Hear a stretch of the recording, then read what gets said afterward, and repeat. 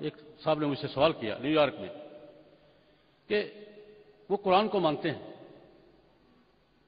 محمد کو بھی مانتے ہیں صلی اللہ علیہ وسلم کو، پھر مسلمان کیوں نہیں ہے؟ یہ سوال تھا ان کا۔ قادیانی قرآن کو بھی مانتے ہیں، حضرت محمد کو بھی مانتے ہیں، مسلمان کسے کہتے ہیں؟ جو قرآن کو مانے اور حضرت محمد کو مانے صلی اللہ علیہ وسلم کو، پھر مسلمان کیوں نہیں ہے؟ یہ یہودی تھا سوال کرنے والا۔ میں نے کہا میرے بھائی تم کون ہو یہودی؟ کیوں؟ موسیٰ علیہ السلام کو مانتے ہو، تورات کو مانتے ہو۔ عیسائی موسیٰ کو مانتے ہیں یا نہیں مانتے؟ کہتا مانتے ہیں۔ تورات کو مانتے ہیں یا نہیں مانتے؟ مانتے ہیں۔ میں نے کہا عیسائی یہودی عیسائی جو ہیں موسیٰ علیہ السلام اور تورات کو ماننے کے باوجود یہودی نہیں ہیں، اگر وہ یہودی ہونے کا کلیم کریں گے تو مانو گے؟ نو۔ کیوں؟ کہتے ہیں کہ وہ تورات کو بھی مانتے ہیں، موسیٰ کو بھی مانتے ہیں، لیکن اس کے بعد ایک اور نبی کو مانتے ہیں، ایک اور کتاب کو مانتے ہیں۔ بے شک مانتے پھر ہیں تورات کو، بے شک مانے وہ موسیٰ علیہ السلام کو، لیکن ان کے بعد وہ انجیل کو بھی مانتے ہیں اور عیسیٰ کو بھی مانتے ہیں، اس لیے وہ یہودی نہیں ہیں۔ میں نے کہا آگے چلو۔ عیسائیوں کے بعد میں مسلمان ہوں الحمدللہ، تورات کو بھی مانتا ہوں، موسیٰ کو بھی مانتا ہوں، عیسیٰ کو بھی مانتا ہوں، انجیل کو بھی مانتا ہوں۔ اگر خدا نہ کرے میں مثال کے طور پر کروں، میں کلیم کروں کہ میں یہودی ہوں، مانو گے؟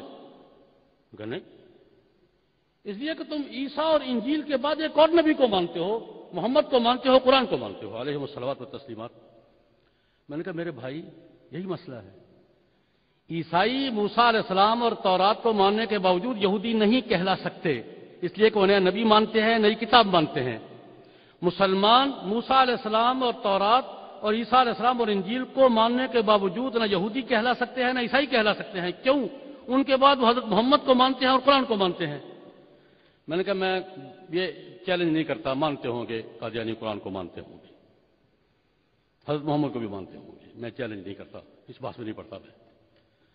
لیکن جس اصول پر پہلا تسلسل چل رہا ہے وہ حضرت محمد صلی اللہ علیہ وسلم کے بعد اور قرآن کے بعد مرزا غلام احمد کو نبی مان کر اور اس کی کتاب تذکرہ کو وہی مان کر وہ مسلمانوں میں شامل نہیں ہے۔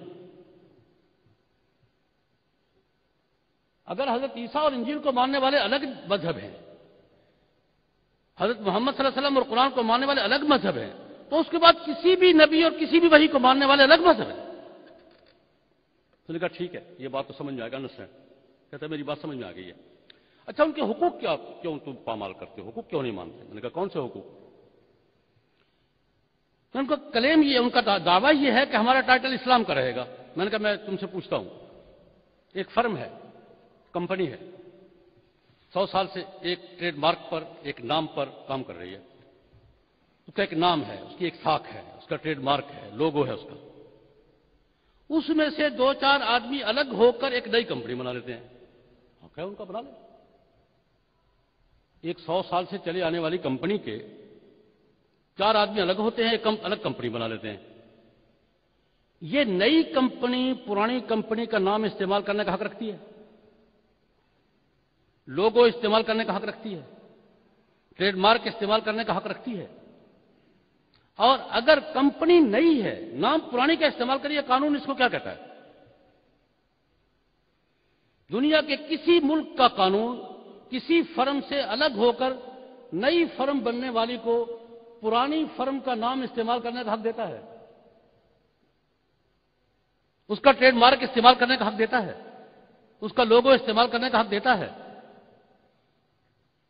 جب دنیا کی کسی قانون میں اس کی گنجائش نہیں ہے تو یہاں یہ فراڈ کیوں روا رکھا جا رہا ہے؟ میں نے کہا بات یہ نہیں ہے کہ ہم ان کے حقوق نہیں مانتے۔ میرا ایک سوال ہے، میں پاکستان سے تعلق رکھتا ہوں، پاکستان کے حوالے سے، پاکستان میں عیسائی رہتے ہیں یا نہیں رہتے؟ یہودی رہتے ہیں یا نہیں رہتے؟ سکھ رہتے ہیں یا نہیں رہتے؟ ہندو رہتے ہیں یا نہیں؟ ہم نے کبھی کس پہ چڑھائی کی ہے کہ وہ جلسہ کیوں کر رہا ہے جی، وہ کیوں اپنی تبلیغ کر رہا ہے جی، وہ کیا کر رہا ہے جی؟ کبھی سوال نہیں۔ سکھ تو اتنے آتے جاتے ہیں کہ ایک وقت ایسا آتا ہے سال میں کہ لگتا ہے کہ ہر طرف سکھ ہی سکھ ہے، سال میں ایک ایسا موقع آتا ہے کہ ہر طرف پگڑیاں ہی پگڑیاں نظر آتی ہیں۔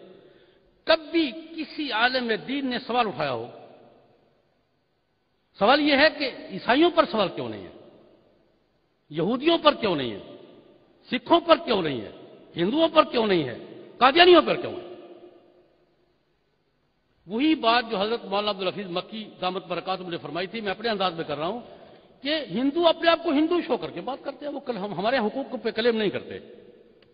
ہندو اپنے حقوق کے دائرے میں رہتے ہیں، سکھ اپنے حقوق کے دائرے میں رہتے ہیں، ہمارے حقوق کلیم نہیں کرتے. عیسائی اپنے حقوق کے دائرے میں رہتے ہیں، ہمارے حقوق پر کلیم نہیں کرتے. قادیانی اپنا سٹیٹس تسلیم نہیں کر رہے اور ہمارے حقوق اپنے نام الاٹ کرانا چاہتے ہیں. یہ کیسے ممکن ہے؟ یہ کیسے ہو سکتا ہے؟ اس لیے زیادتی ہم نہیں کر رہے، زیادتی قادیانی کر رہے ہیں.